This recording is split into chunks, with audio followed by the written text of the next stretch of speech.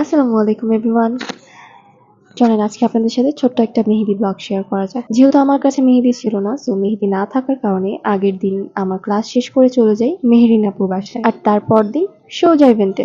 সেখানে যেই আমরা দুজন গরম গরম কফি খেয়ে কাজ শুরু করে দেই। সো ইভেন্টটা ছিল মুনস হেনা আর্ট পেজের। আমি মুনমুন আপুর সাথে ওনার কো-আর্টিস্ট হিসেবে ইভেন্টটা অ্যাটেন্ড করি। একদিকে আমি ব্রাইড আপুর হাতের ব্যাক সাইড থেকে কাজ শুরু করি, অন্যদিকে মুনমুন আপু ব্রাইডের হাতের বাম সাইড থেকে কাজ শুরু করে।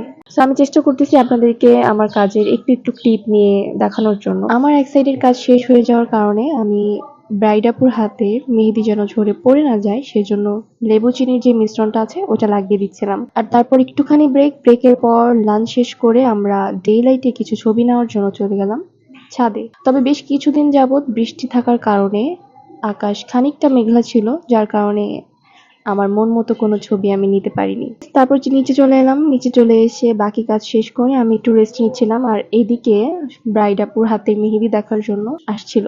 এসে দেখছিল যে আপুর হাতের মেহেদি কেমন হয়েছে, and they really appreciate us যে কাজ খুবই ভালো হয়েছে, তাদের কাছে অনেক ভালো লাগছে, সুন্দর লাগছে। আর সব থেকে বড় কথা হচ্ছে ব্রাইড আপু অনেক স্যাটিসফাইড ছিলেন। ও, ব্রাইড আপু কিন্তু হিন্দু ছিলেন, আর ওনার পিসি দিদা খুবই সুইট অ্যান্ড ওয়েলকামিং ছিল। পিসি কিন্তু আমাদেরকে বাবু বাবু বলে ডাকতেছিল। আর তারপর আমরা কাজ শেষ করে পিসি দিদার সাথে একটু গল্প করে তাদের থেকে আন্টি বিদায় আল্লাহ নিয়ে হাফেজ। বের আপনি হয়ে আমাকে বাবু গিয়েছিলাম। ডাকছেন, আবার বলেন তো বাবু।